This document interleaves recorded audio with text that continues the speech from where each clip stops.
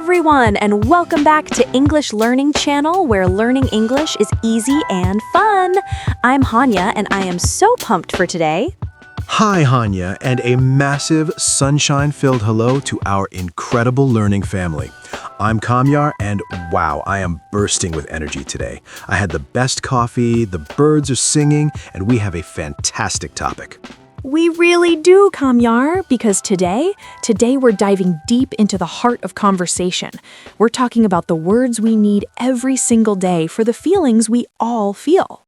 Yes, that moment when you're not just fine, you're exhausted, you're over the moon, or you're totally swamped, but the perfect English word is playing hide and seek in your brain. Well, the game is over. Today, we're finding those words and making them yours. Get ready for a powerful, super practical, and honestly, kind of fun lesson on the language of you. Buckle up, everyone. Welcome to English Sentences for Feeling Tired, Happy, or Stressed. This is your ultimate toolkit for emotional honesty in English. Are you ready to finally say exactly how you feel with confidence? Let's go do this. Now, let's talk about the feelings we love to feel. Happiness. But happiness isn't just one note, it's a whole song. Let's learn the melody. The gentle glow, contentment. This is a peaceful, satisfied happiness. It's quiet but deep. I'm content. A peaceful satisfaction with your current moment. I'm at peace. A deep inner calm. I feel grateful. I'm thankful. Happiness focused on appreciation.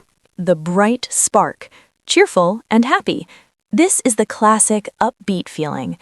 I'm happy, the standard wonderful word. I'm in a good mood. Your general emotional state is positive. I'm cheerful today. You are actively feeling and showing positivity. The radiant beam, joy and excitement. This is high energy happiness. I'm thrilled, very, very excited and happy. I'm overjoyed, full of great joy. I'm ecstatic, the ultimate level of joyful excitement. I'm on cloud nine, a fun idiom meaning extremely happy. Let's match the feeling to the cause. I'll give a situation, you choose the level of happiness. Situation 1, you finished all your work for the week. Answer, I feel content, or I'm relieved and happy. Situation 2, your best friend is coming to visit after years. Answer, I'm thrilled, or I'm overjoyed. Try creating your own sentence. When I think about blank, I feel blank. Pause for practice. Motivational insight. Sharing your specific happiness multiplies it. Saying, I'm grateful for this sunny day, invites others to see it too. Saying, I'm ecstatic about my promotion, lets people celebrate with you. Your detailed joy is a gift to others. Now, let's address the feelings we often try to hide but desperately need to express. Stress, anxiety, and overwhelm. Having precise language for this is not negative, it's powerful. It's how you ask for help or space. Level 1. The pressure, stress. This is the feeling of demands weighing on you. I'm stressed. General pressure. I'm stressed about work, the deadline, my exam. Specific cause. I'm under a lot of pressure. External demands are high. Level 2, the worry, anxiety, and nervousness. This is stress focused on the future, on what if. I'm anxious, a general feeling of worry. I'm feeling nervous about the presentation or the interview, worried about a specific future event. I have butterflies in my stomach, a physical idiom for nervous excitement or fear. Level 3, the flood, overwhelm. This is when it's all too much. The system is overloaded. I'm overwhelmed. The key word. It means you have more thoughts, tasks, feelings than you can process. I'm swamped, buried under work. I have too much on my plate. A great idiom meaning too many responsibilities. I'm at my breaking point. You cannot handle any more. This is the most important part, what to say next. After you name the feeling, you can state a need. This turns a complaint into clear communication. I'm overwhelmed. I need to prioritize one thing at a time. I'm stressed about this project. Could we talk about the deadline? I'm feeling anxious. I just need a few minutes of quiet to regroup. Let's role-play a supportive conversation. Hania, you seem stressed.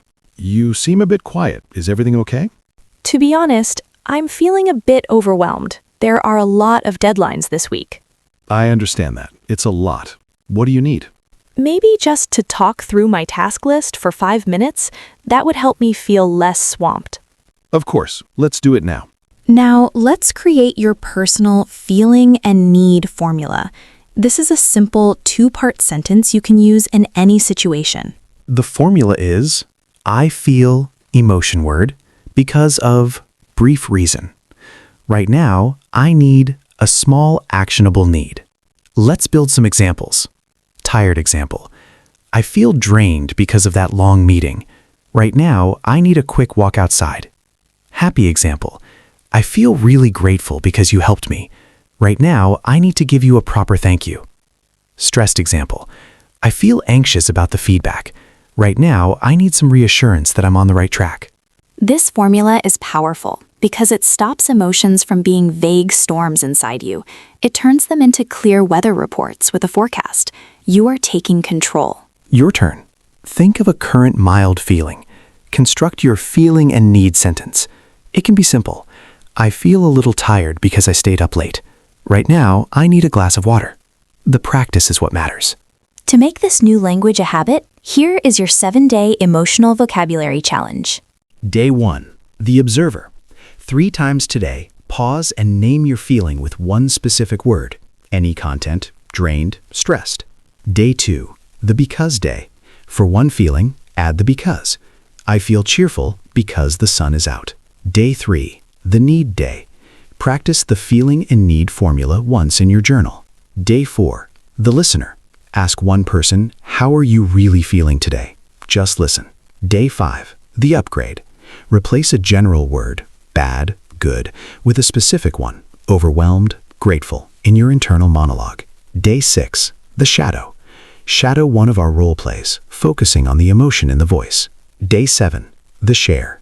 Tell one safe person one specific feeling using your new vocabulary. Celebrate your courage.